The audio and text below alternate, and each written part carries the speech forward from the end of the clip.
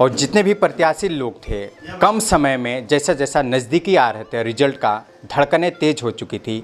उन लोगों का मानो ऐसा लग रहा होगा जैसे शायद किसकी बारी आएगी, कौन उम्मीदवार जो है जीत हासिल करेगा।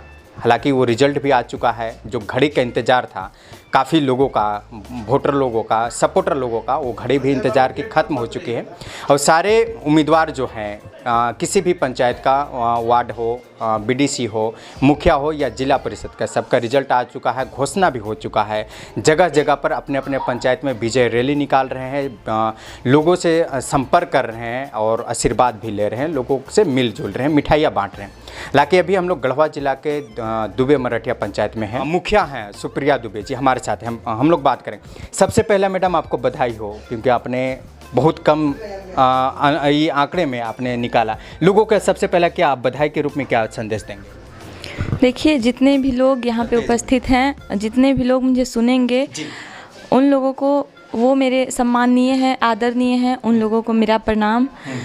मैं अपने जितने भी ग्रामवासियों हैं, जितने लोगों ने मुझे अपने गांव के मुखिया के रूप में चुना है, उन लोगों को मैं बहुत बहुत बधाइयाँ देना चाहती हूँ, बहुत बहुत थैंक यू बोलना चाहती हूँ, धन्यवाद देना चाहती हूँ।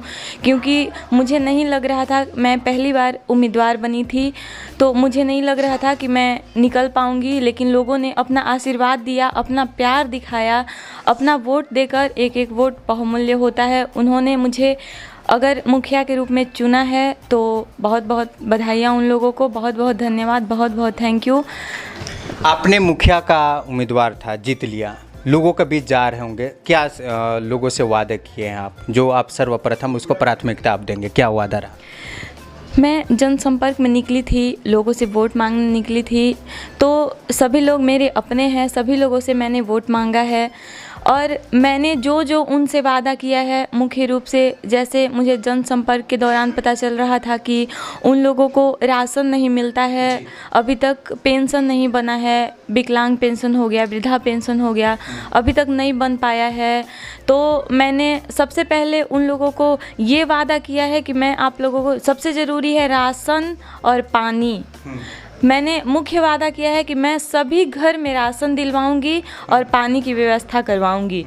उसके बाद हो गया विकलांग पेंशन, वृद्धा पेंशन, विधवा पेंशन वगैरह जितना भी है, मैंने वादा किया है उन लोगों से। और मैंने ये बात भी रखा था वहाँ पे कि अगर मैं अपने वादे पे खरी नहीं उतरी तो आप लोग मुझे 5 साल के बाद फिर से वोट नहीं दीजिएगा, वो मौका नहीं दीजिएगा।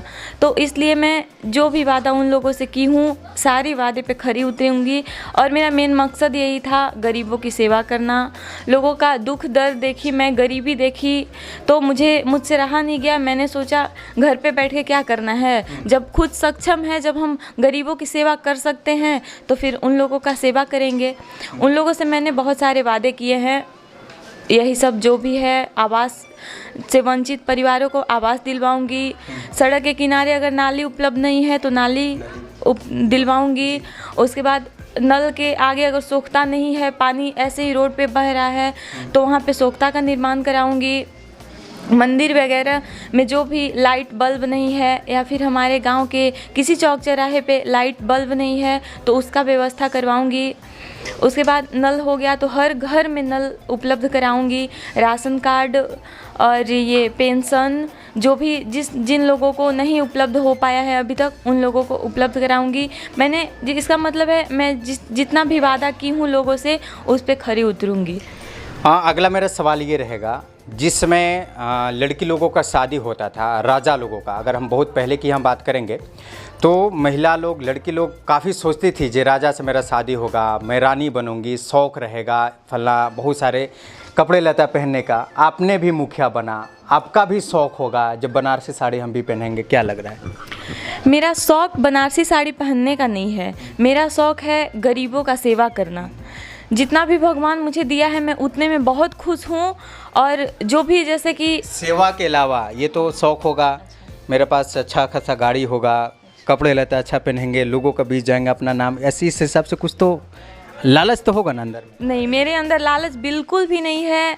अगर मेरे जैसे कि कोई फंड में पैसा भी आता है तो मैं इन्वेस्ट करूँगी तो गरीबों की सेवा करने में करूँगी। मेरा शौक़ ऐसे नहीं है कि मैं अच्छे कपड़े, जितना मैं अच्छा कपड़ा पहनूँगी उतने में गरीबों को खाना दिलाऊँगी तो मेरी आत्मा को खुशी मिलेगी।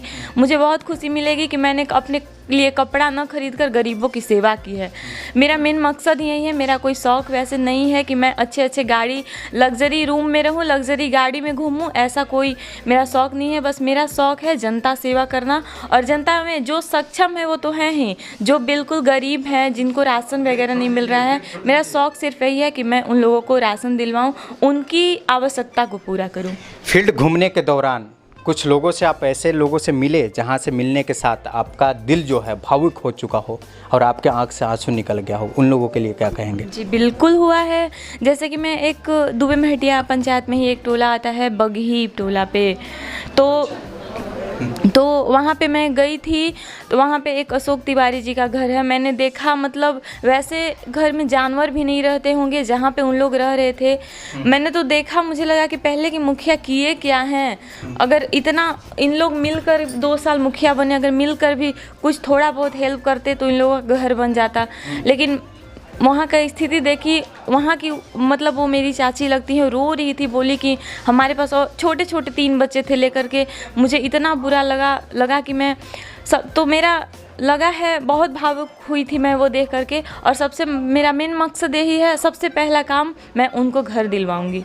क्या लग रहा है ऐसे लोगों का जो सपने हैं, जो उम्मीदें हैं आपसे पाल कर रखे हुए हैं, क्या लग रहा है पूरा कर पाएंगे तो कितना समय में कर पाएंगे? बिल्कुल, मेरे पास तो 5 साल का समय है, लेकिन कोशिश करूँगी कि उससे पहले कर दूँ। मेरे अंदर मतलब सिर्फ यही फीलिंग आ रहा है कि मैं गरीबों की सेवा करूँ, उन लोगों को करूँ जो कि जिनको राशन ही नहीं मिलता, जो खाने में सक्षम नहीं है, जिनके पास घर नहीं है, जो एक ही घर में बहुत सारे फैमिली रहते हैं। उन लोग, मतलब ये देखने के बाद मुझे बहुत बुरा लग रहा था कि उन लोग एक ही घर में कैसे रहते होंगे। तो मुझे कॉन्फिडेंस है, मैं जानती हूँ कि मतलब मैं पूरा कर लूँगी जो भी।